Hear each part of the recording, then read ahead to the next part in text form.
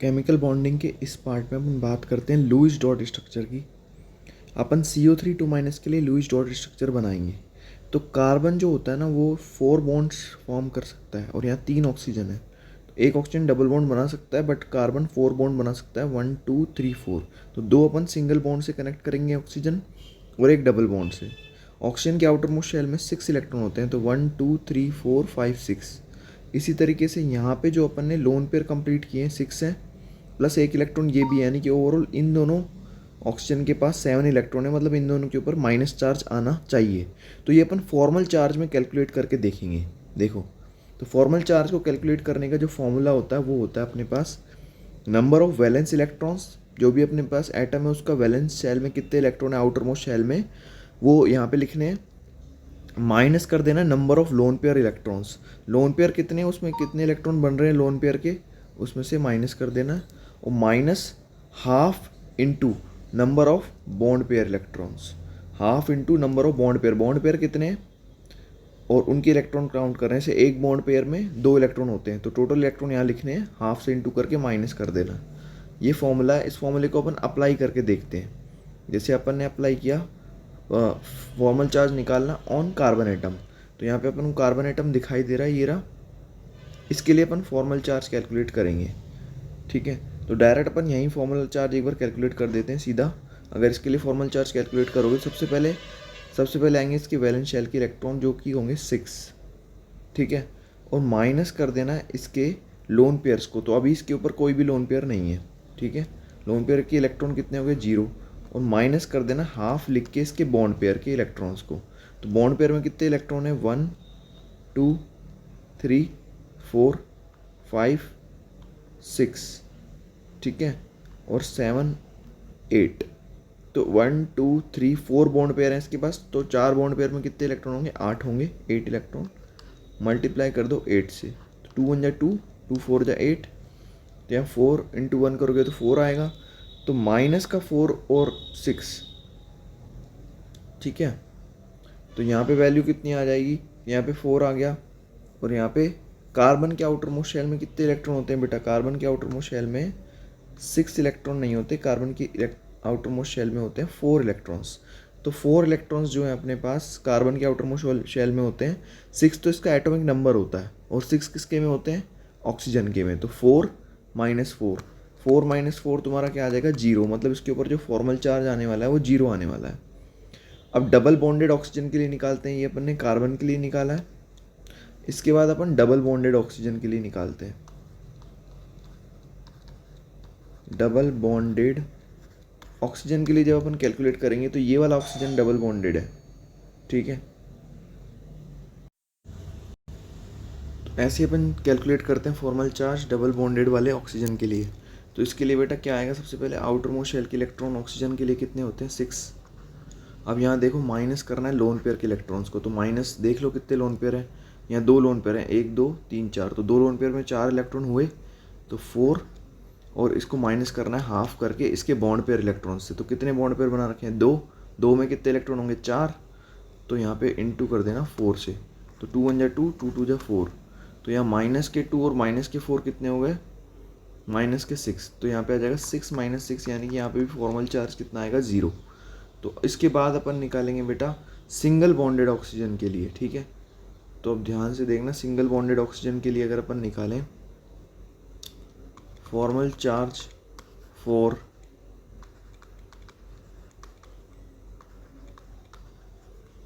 Single bonded oxygen, single bonded oxygen में क्या होगा, यहाँ पे अगर तुम ध्यान से देखो तो ऑक्सीजन के आउटर मोस्ट शेल में तो 6 ही होते हैं। सबसे पहले वैलेंस शेल के इलेक्ट्रॉन माइनस उसके लोन पेयर के इलेक्ट्रॉन। तो लोन पेयर में बेटा कितने इलेक्ट्रॉन है, देखो लोन पेयर कितने हैं, एक सिंगल बॉन्डेड, दोनों के लिए सेम चार्ज आएगा, किसी भी एक के लिए कैलकुलेट करना है अपन को। 1 2 3 4 5 6, 3 लोन पेयर है मतलब कि 6 इलेक्ट्रॉन्स। तो माइनस कर दोगे यहाँ पे 6 और माइनस कर दोगे हाफ इंटू में उसके बॉन्ड पेयर के इलेक्ट्रॉन्स। तो बॉन्ड पेयर कितने हैं बेटा, एक ही तो बॉन्ड पेयर इसमें, 1 2, एक बॉन्ड पेयर में 2 इलेक्ट्रॉन होते हैं। तो इंटू कर देना 2 से, तो 2 में से 2 गया तो 1 बचेगा। तो यहाँ माइनस का 1 और माइनस का 6 दोनों मिलके कितने हो जाएंगे, माइनस के 7। तो 6 माइनस 7 कितना आंसर आ जाएगा, माइनस का 1। यानी कि इन दोनों की जो स्ट्रक्चर है ना, यहाँ पे माइनस चार्ज होगा, यहाँ भी माइनस का 1 चार्ज होगा और यहाँ भी माइनस का 1 चार्ज होगा दोनों ऑक्सीजन पे, तभी तो ये हुआ है CO3 2 माइनस, मतलब 2 माइनस किस पे, दोनों ऑक्सीजन पे। ठीक है, तो ये फॉर्मल चार्ज अपना फिनिश हो गया किसके लिए, CO3 के लिए। नेक्स्ट नेक्स्ट बेटा फॉर्मल चार्ज कैलकुलेट कर रहा है नाइट्रोजन के लिए, डबल बॉन्डेड ऑक्सीजन के लिए और सिंगल बॉन्डेड ऑक्सीजन के लिए। तो पहले अपन नाइट्रोजन के लिए निकालते हैं NO3 आयन के लिए। ठीक है, तो formal charge for nitrogen atom, nitrogen atom के लिए अगर निकालोगे तो नाइट्रोजन एटम के सबसे पहले आउटर मोस्ट शेल में यानी कि वैलेंस शेल में कितने इलेक्ट्रॉन होते हैं, तो 5 होते हैं। ठीक है, ये आपको इलेक्ट्रॉन्स याद रखने पड़ेंगे सीरीज वाइज, 5 होते हैं। और इसने माइनस कर देना, इसके पास लोन पेयर तो एक भी नहीं है, बॉन्ड पेयर है बेटा इसके पास, लोन पेयर तो एक भी नहीं है, बॉन्ड पेयर है 1 2 3 4 5 6 और 7 8। ठीक है, 8 है इसके पास, बॉन्ड पेयर है। तो लोन पेयर के लिए तो आ जाएगा 0 और माइनस में हाफ, इंटू में बॉन्ड पेयर के लिए आ जाएगा 8।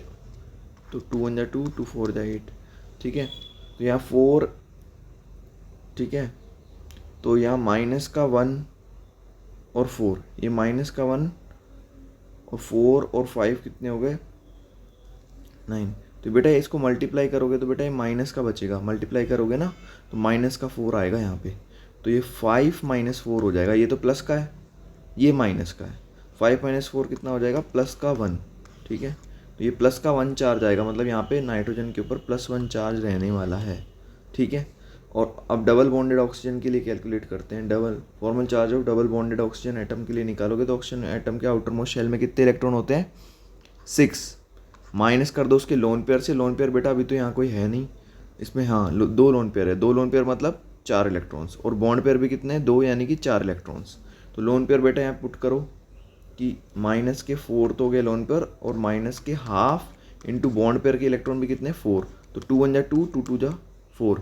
तो 2 माइनस का 2 आ गया बेटा, 2 को 1 से इंटू करोगे तो 2 ही आएगा, माइनस का 2 और माइनस का 4 दोनों मिलके माइनस के 6 बन जाएंगे। ये दोनों मिलके माइनस के 6 हो गए, और 6 प्लस का दोनों मिलके हो गए 0। तो फॉर्मल चार्ज इस पर कुछ भी नहीं आएगा, यहाँ 0 चार्ज रहेगा, इसके ऊपर कोई फॉर्मल चार्ज नहीं आएगा।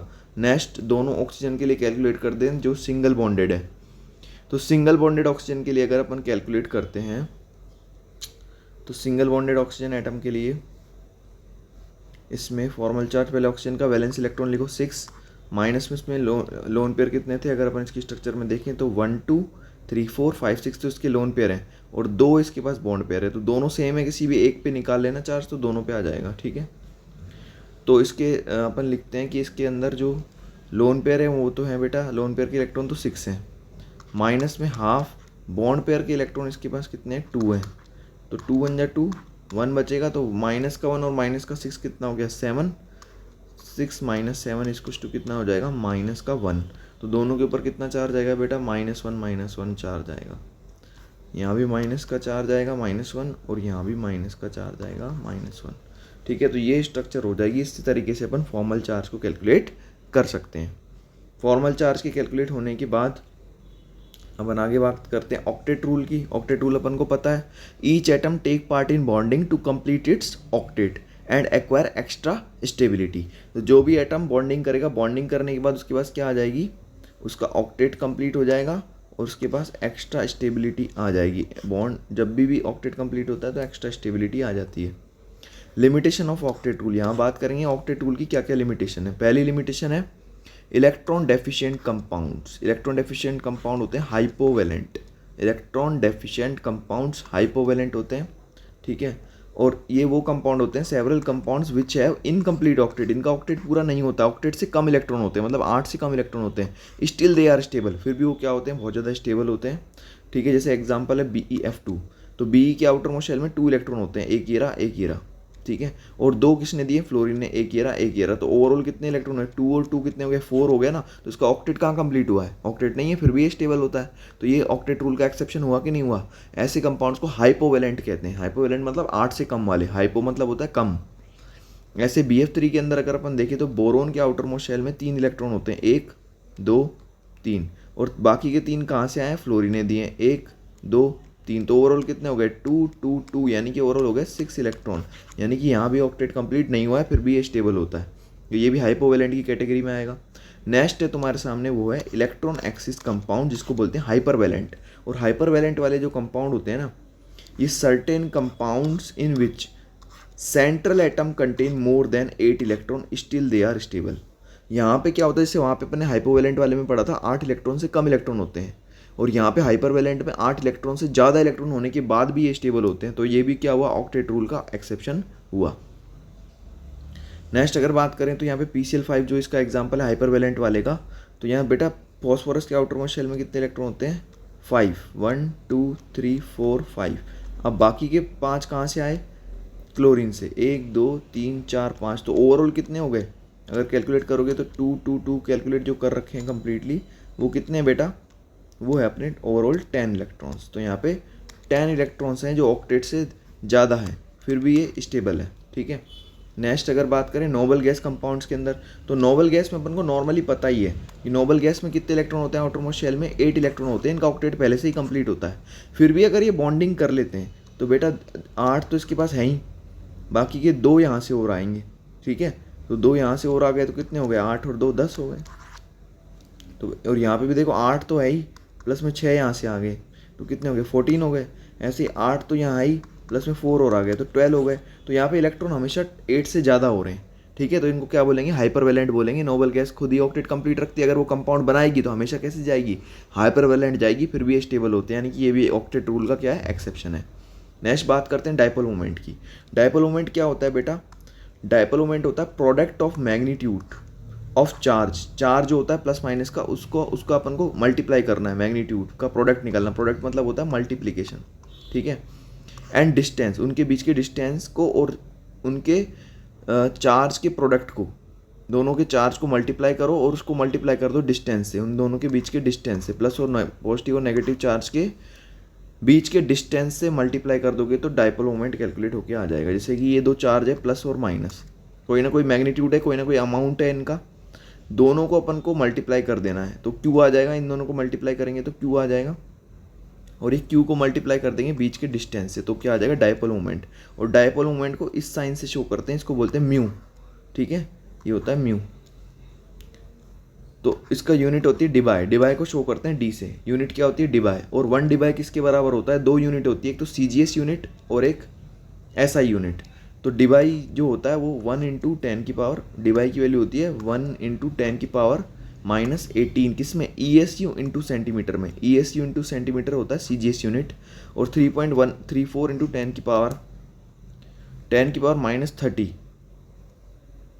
सेंटीमीटर, ठीक है। सॉरी सेंटीमीटर नहीं, कुलाम इंटू मीटर। जैसे यहाँ पे ESU यूनिट है ना, ये CGS यूनिट है, और कुलाम यूनिट क्या है, चार्ज की SI यूनिट है। ESU चार्ज की CGS यूनिट है। सेंटीमीटर लेंथ की, जो बीच में डिस्टेंस था, उसकी CGS यूनिट है। और मीटर क्या है, डिस्टेंस की SI यूनिट है। यहाँ कुलाम इंटू मीटर आएगा या ESU इंटू मीटर आएगा, वैल्यू अपन को ध्यान रखनी है। ये 30 है, माइनस का 30 और ये माइनस का 18, ठीक है। नेक्स्ट डायटोमिक मॉलिक्यूल के अंदर अगर अपन को डायपोल मोमेंट निकालना है तो डायपोल मोमेंट एक वेक्टर क्वांटिटी होती है, और इसकी डायरेक्शन कहाँ से कहाँ होती है, जहाँ से पॉजिटिव चार्ज से नेगेटिव चार्ज की तरफ, जहाँ से इलेक्ट्रॉन ट्रेवल करता है पॉजिटिव से नेगेटिव की तरफ, ठीक है। वेक्टर क्वांटिटी होती है हैव बोथ, इसके पास दोनों होते हैं। वेक्टर क्वांटिटी होती है इसके पास मैग्नीट्यूड, जिसके पास दोनों चीज़ें होती हैं, मैग्नीट्यूड एंड डायरेक्शन बोथ, जिसके पास दोनों चीज़ें होगी ना, वो कहलाएगा वेक्टर क्वांटिटी। ये रिप्रेजेंटेड बाय दिस सिंबल, यहाँ प्लस चार्ज आएगा और यहाँ पे माइनस चार्ज, तो माइनस से प्लस की तरफ इसकी डायरेक्शन होती है, और ये हमेशा हायर इलेक्ट्रोनेगेटिव एलिमेंट की तरफ ट्रेवल करेगा डायपोल मोमेंट। तो हमेशा याद रखना, इलेक्ट्रोनेगेटिविटी जितनी ज़्यादा होगी किसी एटम की, यानी कि इलेक्ट्रॉन अट्रैक्ट करने की पावर, इलेक्ट्रॉन अट्रैक्शन की जो पावर होती है उसको अपन क्या बोलते हैं, इलेक्ट्रोनेगेटिविटी। तो इलेक्ट्रॉन अट्रैक्टिव पावर जितनी ज़्यादा होगी ना, इलेक्ट्रोनेगेटिविटी जितनी ज़्यादा होगी, डायपोल मोमेंट भी उतना ही ज़्यादा होगा। दोनों एक दूसरे के डायरेक्टली प्रोपोर्शनल होते हैं, ठीक है। अब बात करें एग्जांपल की, तो HF, इसमें डायपोल मोमेंट कितना है, डायरेक्शन देखो कहाँ से कहाँ है, ये तो इलेक्ट्रो पॉजिटिव है और ये वाला अपने पास क्या है, इलेक्ट्रोनेगेटिव है। तो ये वाला माइनस साइन को शो करेगा और ये प्लस वाले को, यहाँ पे कट लगा देते हैं ऐसे, और ये एरो होता है, ठीक है। तो इसके बाद HF, HCl, HBr, HI, तो इसका साइज छोटा होता है। सबसे ज़्यादा इलेक्ट्रोनेगेटिविटी फ्लोरीन की है, तो यहीं देखो वैल्यू 1.78 है, फिर वैल्यू कम होती जा रही है, 1.07, 0.78, 0.38, है ना। तो सबसे ज़्यादा वैल्यू यहीं पे है। तो ये ध्यान रखना है, इलेक्ट्रोनेगेटिविटी जब ज़्यादा होगी तो डायपोल मोमेंट की वैल्यू भी ज़्यादा होगी, ठीक है। अब आ जाओ पॉलीएटॉमिक मॉलिक्यूल, ऐसे मॉलिक्यूल जिसमें 2 से ज़्यादा एटम होते हैं पॉलीएटॉमिक कहलाते हैं। तो डायपोल मोमेंट इन एटम्स के अंदर, इन मॉलिक्यूल के अंदर डायपोल मोमेंट डिपेंड करता है किसके ऊपर, डायरेक्शन के ऊपर। डायरेक्शन के ऊपर तो करता ही है, साथ साथ इलेक्ट्रोनेगेटिविटी के ऊपर और करता है। इलेक्ट्रोनेगेटिविटी के डिफरेंस को भी देखना है और डायरेक्शन को भी, ठीक है। तो ये जैसे ये वाला मॉलिक्यूल दिख रहा है आपको, तो यहाँ पे ऑक्सीजन है और ये दोनों हाइड्रोजन है, तो डायपोल मोमेंट कहाँ जाएगा, इसकी इलेक्ट्रोनेगेटिविटी कम है, इसकी ज़्यादा है, तो यहाँ की तरफ एरो होगा, जिसकी इलेक्ट्रोनेगेटिविटी ज़्यादा है वहाँ की तरफ एरो जाएगा। और टोटल अगर ओवरऑल डायरेक्शन देखोगे तो ऊपर जा रही है सीधी। तो एक ही डायरेक्शन में जब डायपोल मोमेंट होगा ना तो वो ज़्यादा होता है, एक ही डायरेक्शन में डायपोल मोमेंट की वैल्यू ज़्यादा होती है, तभी तो इसकी वैल्यू कितनी आ रही है 1.84 डिबाय। ये डिबाय यूनिट होती है किसकी, डायपोल मोमेंट की, ऐसा यूनिट है डिबाय, ठीक है। हाँ, तो ये अब बात करते हैं आगे। इसमें भी देखो क्या हो रहा है, हाइड्रोजन तीनों है और ये नाइट्रोजन है, इसकी इलेक्ट्रोनेगेटिविटी ज़्यादा है, तो तीनों की डायरेक्शन देखो एक ही दिशा में है। तो ये एक ही दिशा में जब भी होगा तो वैल्यू तुमको ज़्यादा देखने को मिलेगी, ठीक है। अब ये वाली कंडीशन देखो बेटा, इसमें नाइट्रोजन तो लेस इलेक्ट्रोनेगेटिव होता है ना फ्लोरीन से, तो एक जो लोन पेयर है वो तो ज़्यादा इलेक्ट्रोनेगेटिव है। लोन पेयर मतलब इलेक्ट्रॉन्स ऊपर की तरफ, हमेशा याद रखना लोन पेयर की तरफ डायपोल मोमेंट चलेगा, ऊपर चल रहा है। लेकिन नीचे ये तीनों है ना, ये फ्लोरीन, ये नाइट्रोजन से ज़्यादा इलेक्ट्रोनेगेटिव होते हैं, इसलिए नीचे वाली डायरेक्शन हो गई। तो हमेशा जब भी याद रखना, जब भी अपोजिट डायरेक्शन आएगी इस तरीके से, 2 ट्रक यहाँ आमने सामने भिड़ रहे हो या 2 ट्रक एक दूसरे से दूर जा रहे हो, है ना, ये डायपोल मोमेंट यानी एक दूसरे के आमने सामने हो या फिर एक दूसरे से दूर जा रहे हो, तो इस कंडीशन में डायपोल मोमेंट 0 के आसपास रहेगी। अगर बिल्कुल आमने सामने, बिल्कुल एकदम विपरीत दिशा में, एक दूसरे के अपोजिट डायरेक्शन में, तो हमेशा 0 आएगा, ठीक है। लेकिन यहाँ पे ना रिजल्टेंट ऊपर भी है और रिजल्टेंट नीचे भी है, नीचे रिजल्टेंट ज़्यादा है, ऊपर रिजल्टेंट कम है, तो इसलिए कुछ ना कुछ इसकी डायपोल मोमेंट की वैल्यू है 0.24, बहुत कम है। जब भी अपोजिट डायरेक्शन में डायपोल मोमेंट जाएगा तो यहाँ तो वैल्यू बहुत कम होगी या 0 के बराबर होगी, ठीक है, ये ध्यान रखना। अब कुछ मॉलिक्यूल ऐसे होते हैं जो स्फेरिकल या बिल्कुल सिमेट्रिकल होते हैं। सिमेट्रिकल मतलब उसके सारे इलेक्ट्रॉन बॉन्ड बना चुके होंगे और सेम एटम से बॉन्ड बनाएंगे, तो ऐसे एटम को सिमेट्रिकल कहते हैं। सेम एटम से अगर बॉन्डिंग होगी तो हमेशा डायपोल मोमेंट 0 होगा, वहाँ पे कुछ देखने की ज़रूरत ही नहीं है। सारे अगर सेम एटम है और एक भी लोन पेयर नहीं बचा हुआ है तो डायपोल मोमेंट हमेशा 0 होगा। तो मॉलिक्यूल है डायपोल मोमेंट हमेशा 0 होगा। जैसे यहाँ देखो, यहाँ तो तुम CO2 वाले में तो पता कर सकते हो, CO2 की स्ट्रक्चर बिल्कुल लीनियर होती है, तो ऑक्सीजन की इलेक्ट्रोनेगेटिविटी ज़्यादा है तो कार्बन से ऑक्सीजन खींचेगा और यहाँ भी कार्बन से ऑक्सीजन खींचेगा, तो दोनों एक दूसरे के अपोजिट डायरेक्शन में हुए तो डायपोल मोमेंट क्या हो गया बेटा 0, अभी बताया ये। ऐसा ही यहाँ पे होगा, दोनों एक दूसरे के अपोजिट डायरेक्शन में, तो डायपोल मोमेंट क्या आएगा बेटा 0 आएगा। और मैंने बोला सारे इलेक्ट्रॉन तो काम आ जाए, एक भी लोन पेयर ना बचे और सारे एटम कौन से हो, सेम होते हैं, क्लोरीन क्लोरीन क्लोरीन क्लोरीन, तो ऐसी कंडीशन को स्पेरिकल मॉलिक्यूल या सिमेट्रिकल मॉलिक्यूल बोलते हैं। तो इसके लिए भी हमेशा डायपोल मोमेंट क्या होगा 0 ही होगा, ये अभी अपन ने बात करी, ठीक है। एक होता है सिस आइसोमर और एक होता है ट्रांस आइसोमर। सिस आइसोमर जो होता है उसका डायपोल मोमेंट बहुत ज़्यादा होता है, ट्रांस वाले का कम होता है। ऐसा क्यों होता है देखो, सिस आइसोमर ट्रांस आइसोमर पहले समझो।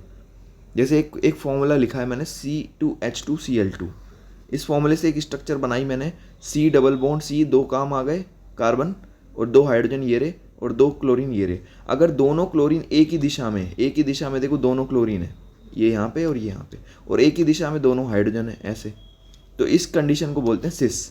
और कभी ऐसा हो जाए कि क्लोरीन एक दूसरे के अपोजिट हो गए, 180 डिग्री पे आ गए ऐसे डायगोनली, है ना, और ऐसे हाइड्रोजन भी एक दूसरे के अपोजिट आ गए, तो इस कंडीशन को बोलते हैं ट्रांस। तो ये वाली ट्रांस है और ये वाली सिस है। अब सिस में क्या होता है देखो, डायपोल मोमेंट के हिसाब से अगर अपन देखें तो हाइड्रोजन की इलेक्ट्रोनेगेटिविटी कम है और कार्बन की ज़्यादा है, तो डायपोल मोमेंट कहाँ आएगा, नीचे की तरफ।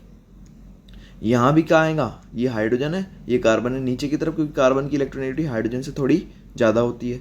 क्लोरीन की दोनों कार्बन से ज़्यादा होती है, क्लोरीन ज़्यादा इलेक्ट्रोनेगेटिव होता है, तो इसकी कहाँ जाएगी, नीचे डायरेक्शन। तो ओवरऑल अगर तुम डायरेक्शन काउंट करोगे तो नीचे की तरफ रिजल्टेंट डायरेक्शन आ रही है, रिजल्टेंट डायरेक्शन कहाँ आ रही है, नीचे की तरफ, तो इसकी कुछ ना कुछ वैल्यू होगी और वो ज़्यादा होगी, मतलब इसका डायपोल मोमेंट ज़्यादा होगा क्योंकि डायरेक्शन एक ही दिशा में है। जबकि अगर ट्रांस वाले में देखोगे तो दोनों एक दूसरे की अपोजिट डायरेक्शन को रिप्रेजेंट कर रहे हैं, ये दोनों एक दूसरे के अपोजिट है और ये दोनों भी एक दूसरे के अपोजिट डायरेक्शन में, तो यहाँ डायपोल मोमेंट 0 होगा और यहाँ डायपोल मोमेंट ज़्यादा होगा। यहाँ डायपोल मोमेंट 0 होने की वजह से बॉन्डिंग अच्छे से नहीं हो पाती, इसलिए इसका मेल्टिंग पॉइंट भी कम होता है। मेल्टिंग पॉइंट भी ट्रांस वाले का क्या होता है, कम होता है, ठीक है। और सिस वाले का मेल्टिंग पॉइंट ट्रांस के कंपैरिजन में ज़्यादा होता है, ठीक है। ये डायपोल मोमेंट की वजह से ऐसा हो रहा है।